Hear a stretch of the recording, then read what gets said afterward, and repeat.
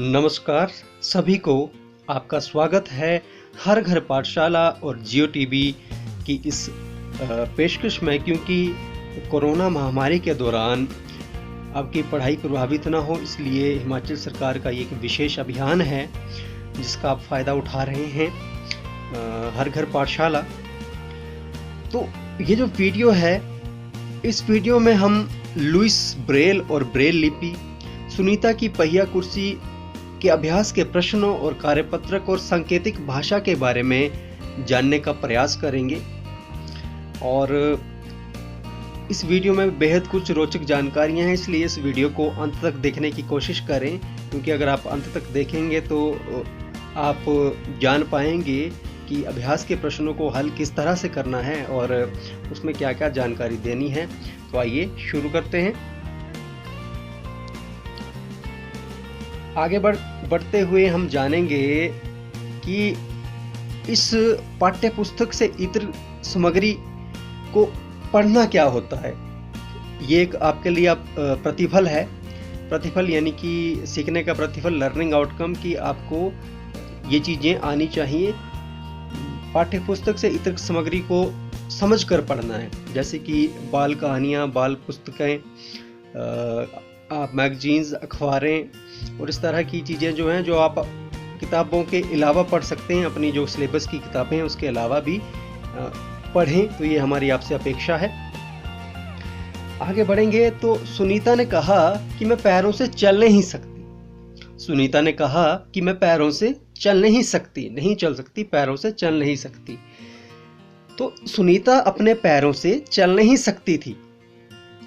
तुमने पिछले साल पर्यावरण अध्ययन की किताब आसपास में रवि भैया के बारे में पढ़ा होगा। रवि भैया देख नहीं सकते थे, लेकिन फिर भी वे किताबें पढ़ा करते थे। रवि भैया देख नहीं सकते थे, लेकिन फिर भी वे किताबें पढ़ते थे, या पढ़ सकते थे, या पढ़ लेते हैं। तो वे किताबें किस तरह से पढ़ लेते होंगे? ये एक सवाल ये है हमारे सामने। और उस तरह की किताबों के बारे में सबसे पहले किसने सोचा? जो व्यक्ति देख नहीं सकता है, उसको पढ़ने में किस तरह से आसानी हुई होगी। तो वे किताबें किस तरह से पढ़ सकते हैं और उस तरह की किताबों के बारे में सबसे पहले किसने सोचा? तो इसका जवाब हम अगली स्लाइड में ढूंढने की कोशिश करेंगे। तो ये जो व्यक्ति आपको सामने दिख रहे हैं, इनका नाम है लुइस ब्रेल। तो लुइस ब्रेल इनका नाम है, और लुइस ब्रेल का जन्म 4 जनवरी 1809 यानी कि आज से लगभग 211 वर्ष पहले फ्रांस के एक छोटे से गांव में हुआ था। क्योंकि उनके पिताजी चमड़े का काम किया करते थे, तो लुइस ब्रेल अपने माता पिता की जो अनुपस्थिति में एक दिन उनके उपकरणों के साथ या उनकी चीज़ों के साथ खेल रहे थे। जो तेज धार उपकरण थे उनके साथ खेलते रहते थे। तो 3 वर्ष की आयु में इन्होंने अपनी आंखों में एक बहुत गंभीर चोट लगा ली थी, जिसके कारण इनकी आंखों से खून बहने लग पड़ा था। इनकी आंखों से बहुत ज़्यादा खून बहने लग पड़ा था, लेकिन किसी ने इस चीज़ को बहुत गंभीरता से नहीं लिया। लेकिन जब इनकी आयु 8 वर्ष की हुई, तो 8 वर्ष की आयु में इन्होंने पाया कि इनकी आंखों की रोशनी जो है वो जा रही है। पहले एक आंख की रोशनी तो जा चुकी थी, लेकिन दूसरी आंख की रोशनी भी वे जा चुकी। वे पूरी तरह से दृष्टिहीन हो गए। लेकिन ये जो बालक थे, ये बहुत विलक्षण प्रतिभा के बालक थे। वो खोजबीन करते रहते थे। और 4 जनवरी 1809 को जन्मे लुइस ब्रेल ने कुछ समय के बाद एक स्कूल में दाखिला लिया। एक विशिष्ट स्कूल होता है जो कि दृष्टिहीन व्यक्तियों के लिए होता है। तो वहाँ उन्होंने पढ़ाई की और उसके बाद उन्होंने ब्रेल लिपि को जन्म दिया। ब्रेल लिपि वही लिपि है जिस लिपि का प्रयोग करके हम या कोई भी व्यक्ति जो दृष्टिहीन है वो पढ़ सकता है। विशेष डॉट डॉट डॉट डॉट का प्रयोग किया जाता है। अब आगे जानेंगे कि विशेष डॉट डॉट डॉट डॉट का प्रयोग कैसे किया जाता है। तो जैसे कि आप ये सिक्का देख रहे हैं, सिक्के के नीचे डॉट डॉट डॉट डॉट ये डॉट लगा है। तो इसको उंगली से छूते हैं और उंगली से छूकर जानते हैं कि क्या लिखा है। आप इंग्लिश का ए भी इसके द्वारा पढ़ सकते हैं, बी भी हम जान सकते हैं, बी के लिए अलग संरचनाएं होती हैं, सी के लिए अलग होती हैं, डी के लिए अलग होती हैं। तो जो रवि भैया थे वो भी इसी तरह से पढ़ते थे। अब आगे बढ़ते हैं तो आसपास में कुछ ऐसे लोगों के बारे में बात भी की गई है जो कि सुन बोल नहीं सकते, जो सुन नहीं सकते और बोल नहीं सकते। क्या तुमने किसी ऐसे बच्चे को जाना हो जो सुन बोल नहीं सकता हो?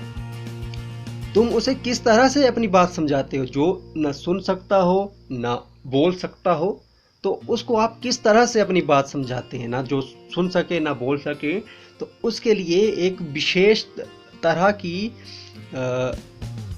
भाषा का हम प्रयोग करते हैं जिसको हम सांकेतिक भाषा कहते हैं। सांकेतिक भाषा, संकेत यानी कि इशारों के जरिए समझाना, जैसे कि ये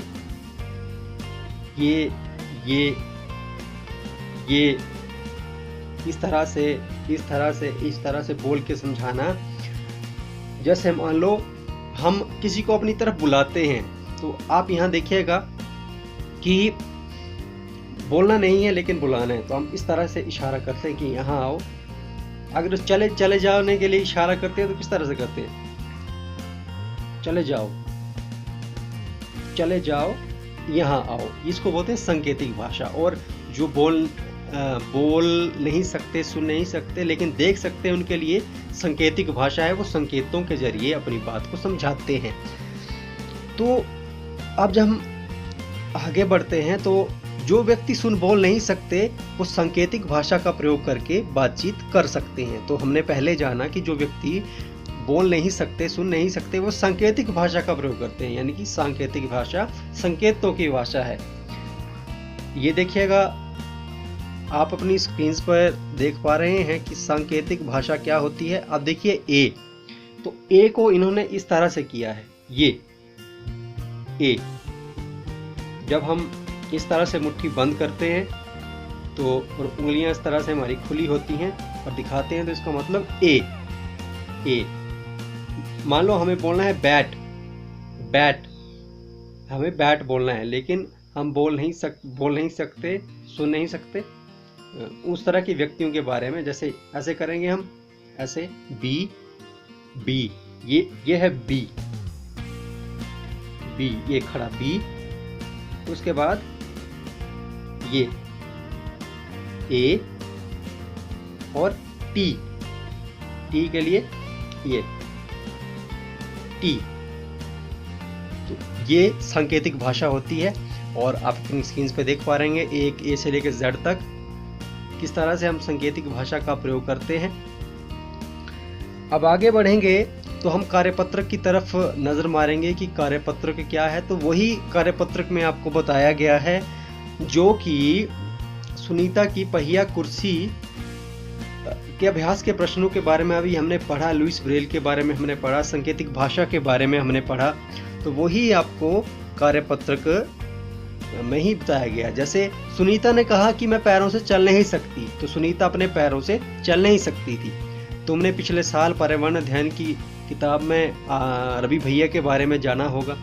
रवि भैया देख नहीं सकते तो फिर भी वे अपनी किताबें कैसे पढ़ लेते हैं? तो वे अपनी किताबें ब्रेल लिपि का प्रयोग करके पढ़ लेते हैं। ब्रेल लिपि यानी कि डॉट डॉट डॉट, बिंदु बिंदु बिंदु, उभरे हुए बिंदु होते हैं और हम छू कर पता करते हैं कि क्या लिखा गया है। जो दृष्टिहीन व्यक्ति हैं वो छू कर पता लगा सकते हैं। उस तरह की किताबों के बारे में सबसे पहले लुइस ब्रेल ने सोचा, क्योंकि वे एक दृष्टिहीन व्यक्ति थे, उनके पास आंखों की रोशनी नहीं थी, लेकिन फिर भी उनके पास इच्छा थी, शक्ति थी, और उसी इच्छा शक्ति को प्रयोग करके उन्होंने ब्रेल लिपि का निर्माण किया, डॉट डॉट डॉट वाली। आसपास में कुछ ऐसे लोगों के बारे में बात की गई है जो सुन बोल नहीं सकते। जी, देख तो सकते हैं लेकिन न सुन सकते हैं न बोल सकते हैं। तो उनके साथ हम सांकेतिक भाषा का प्रयोग करते हैं। सांकेतिक भाषा, संकेतों की भाषा, जैसे कि ये ए नहीं, देखो ये कौन सा लेटर है, ए है, बी है, सी है, आपने बताना है। आपके सामने इस वीडियो में आपको साइन लैंग्वेज के बारे में बताया गया है। बी, फिर ये इस तरह से ये, फिर इस तरह से बताया गया था ये कौन सा लेटर